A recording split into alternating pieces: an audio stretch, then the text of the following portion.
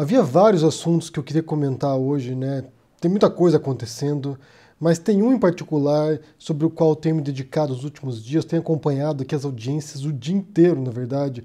Estamos na quarta audiência pública agora do impeachment do Trump e eu tenho acompanhado isso e para mim tem sido exemplar para pensar algumas coisas. Talvez no Brasil a cobertura do impeachment do Trump não seja algo que tenha chamado a atenção das pessoas, porque os brasileiros têm os próprios problemas deles, né? O Bolsonaro já é um problema por si próprio que ocupa boa parte das manchetes no Brasil, mas para mim é importante e por várias razões, na verdade. Eu já falei aqui, em diferentes circunstâncias, que a eleição do Trump foi um momento no qual eu comecei a juntar os elementos e perceber que tinha essa onda agora de extrema-direita pelo mundo. Em 2016, particularmente, que foi o ano no qual houve a campanha eleitoral para o Trump, eu acompanhava muito mais, mas muito mais mesmo, a política norte-americana e europeia do que eu acompanhava no Brasil. Então eu acompanhei todo o processo da eleição do Trump e, especulando um pouco aqui, eu acho que se não houvesse vencido o Trump nos Estados Unidos, talvez o Bolsonaro não houvesse vencido no Brasil. Só especulando aqui, porque essas coisas estão conectadas. São alguns eventos globais que estão vinculados, parte de uma estratégia conjunta de utilização de redes sociais, de utilização de internet para a vitória eleitoral, que inclui também o Brexit, que também inclui o referendo para a saída do Reino Unido da União Europeia. Ou seja, são várias coisas conectadas e a gente sabe hoje também que o Bannon ajudou também na campanha do Brasil, deu instruções ali para o Eduardo Bolsonaro, para a campanha do Bolsonaro. Então, para mim, é importante esse tema. E assim como a ascensão do Trump significou um momento no mundo, se ele, porventura, for impeachmentado e cair, isso também significará uma mudança no ciclo político no mundo. Eu acho, pelo menos, penso pelo menos isso. Inclusive, me lembro que em 2016 eu falava tanto sobre o Trump aqui no canal, que tinha uma colega youtuber que me disse que eu estava obcecado com o Trump.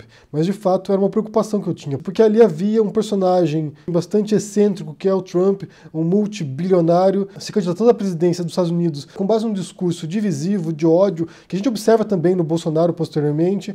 Então isso abriu, sim, as comportas para que houvesse essa onda e ela viesse e tragasse tudo e nos trouxesse para esse momento agora.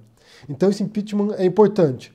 Não sabemos o resultado disso ainda, não sabemos se ele vai cair ou não, se ele será impeachmentado ou não. A coisa está piorando para ele. Hoje, particularmente, estão questionando o Gordon Sondland, que é o embaixador dos Estados Unidos para a União Europeia, e ele está pondo o Trump ali em situação complicada. Mas o que eu acho interessante, que eu quero comentar aqui, na verdade, não tem a ver com o impeachment em si, mas com o procedimento do impeachment, como eu estou acompanhando aqui, né? Se você também estiver assistindo, você possivelmente está vendo como os diferentes grupos, né, os democratas e os republicanos estão se aproximando dessa questão, como um grupo tenta incriminar o Trump, os democratas, e outro grupo tenta inocentar o Trump, os republicanos. Mas o que é interessante para mim nesse procedimento é a maneira que eles têm tangenciado a verdade. A questão da verdade, para mim, é muito importante, e a minha área de pesquisa foi o que eu estudei na faculdade, e para mim, assim, eu tenho dúvidas se a gente tem acesso à verdade em algum momento, se existe uma verdade essencial para as coisas que a gente pode acessá-la em algum instante. Para mim, a noção de verdade ela é contextual. Cada época tem sua noção de verdade. A verdade, no fundo, é uma construção narrativa. Nós, seres humanos, observando a realidade, interpretando a realidade, construímos uma noção de verdade. Não existe uma verdade essencial, na minha visão. Há várias correntes de pensamento nesse sentido, há várias vertentes filosóficas para interpretar a questão da verdade, mas, na minha posição pessoal, a verdade é uma construção histórica. E nesse caso em particular do impeachment, você vê os dois grupos já partindo de uma posição, de uma pressuposição e de um contexto, e eles estão tentando extrair das testemunhas, dos envolvidos, os fatos para corroborar a versão inicial que eles já possuem. Então, por um lado, você tem a versão dos democratas, que o Trump é acusado de ter extorquido numa versão ou de ter subornado em outra versão, o presidente da Ucrânia, para que a Ucrânia investigasse a família do Joe Biden, que foi vice-presidente do Obama e que é um dos possíveis candidatos à presidência contra o Trump na próxima eleição. Então, basicamente, o que você tem é o presidente dos Estados Unidos, o Trump, usando o poder dele enquanto presidente para pressionar um país estrangeiro, pressionar o presidente de outro país para investigar um opositor político. Isso, obviamente, além de ser antiético, possivelmente é criminoso também. E essa é a tese central dos democratas. Já a tese dos republicanos é que, na verdade, isso não passa de um circo. Os democratas querem criar esse festival para tirar o Trump do poder, algo que eles faziam desde o começo da presidência do Trump.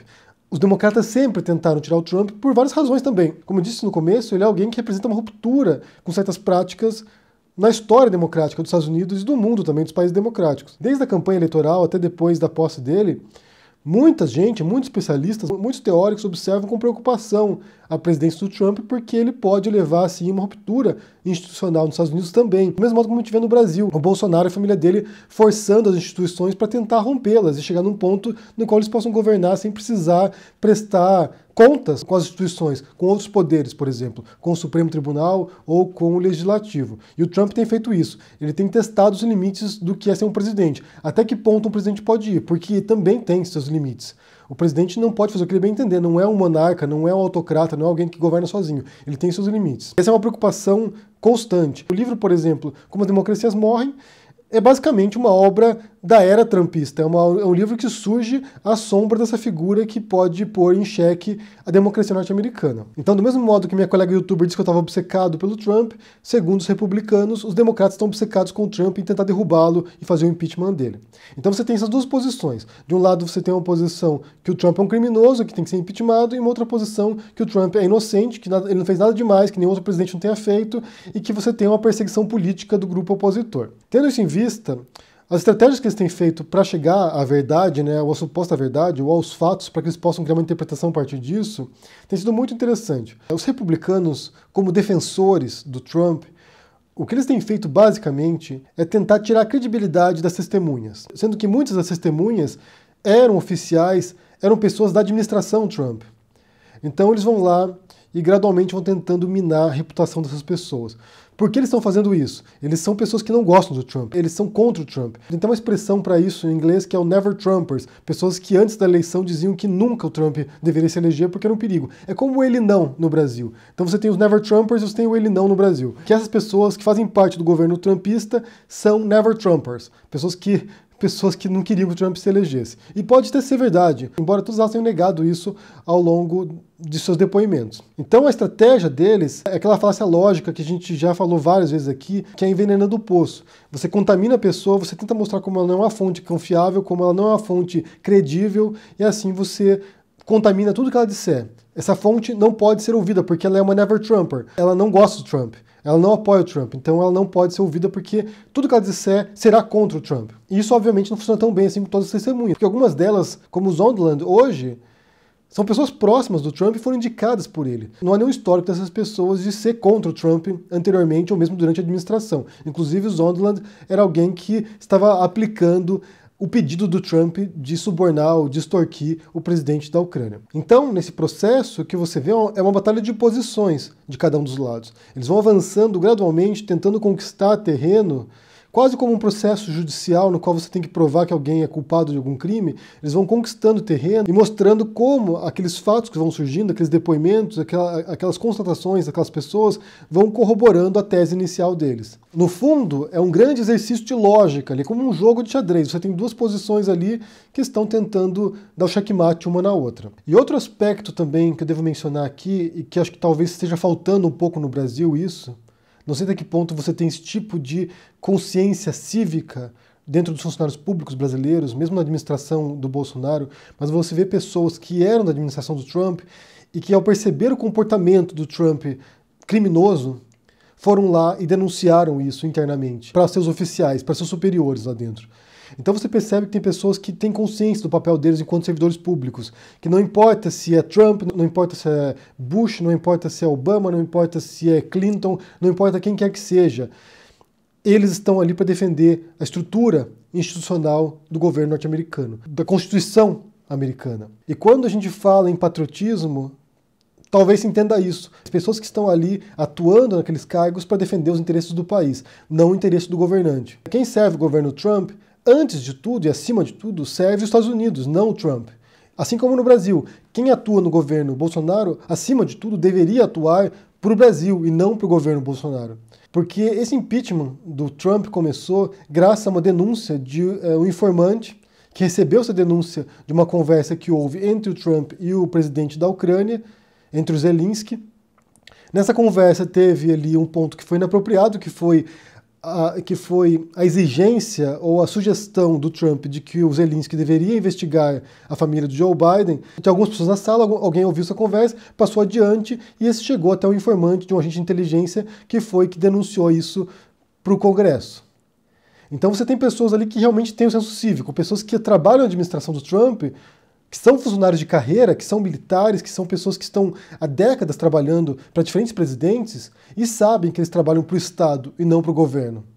Há uma diferença enorme nisso. Você ser um agente do Estado, do país, da nação e não de um presidente específico. Sem esse tipo de pessoas que observam esses erros, esses crimes e estão dispostas a denunciar e pôr a cara a tapa e correr risco de perder emprego, porque pensam estar fazendo um bem maior, isso é demonstração de patriotismo.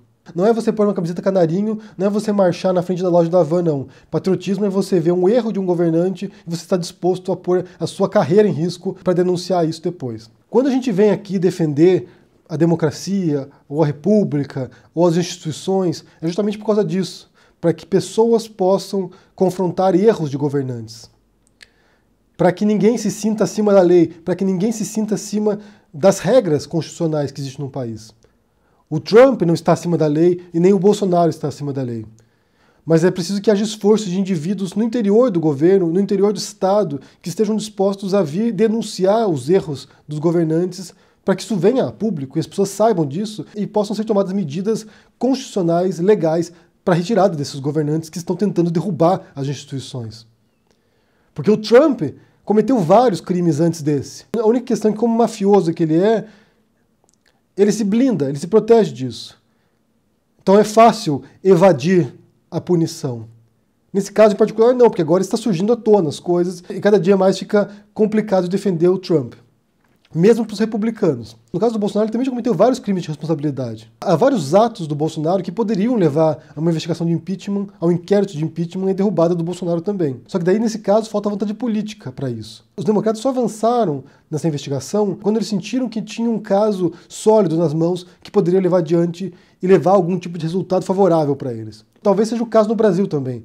Talvez só estejam esperando o momento certo para pegar um caso realmente grave do Bolsonaro e levar adiante uma investigação de impeachment contra ele. E certamente nos bastidores há muita coisa que a gente não sabe e que o pessoal interno do Bolsonaro sabe e que é grave também. Mas para mim o mais interessante, como eu disse, é o processo todo como ele se dá, né? Essa investigação pela verdade, para desencavar os fatos, tentar encontrar os elementos que reforcem a tese inicial. Para mim essa é uma aula de como argumentar, de como investigar uma questão, de como tentar trazer à luz as evidências. Eu quero saber se vocês estão acompanhando isso, né, o inquérito do Trump. Eu sei que alguns de vocês estão acompanhando, que vocês me escrevem no Twitter também dizendo que estão assistindo. O que vocês pensam sobre isso? Se vai levar a algum resultado, se o Trump sofrerá impeachment ou não? E também sobre o Bolsonaro, se a gente pode esperar nos próximos meses algum tipo de processo semelhante no Brasil também contra o Bolsonaro. Porque, como eu disse, há várias circunstâncias nas quais ele extrapolou os limites legais do cargo dele também. Me digam o que vocês pensam aí, deixem no comentário aqui embaixo, deixe o joinha, assine o canal, ajude no apoio e a gente se vê por aí. Abraço e até mais. Tchau!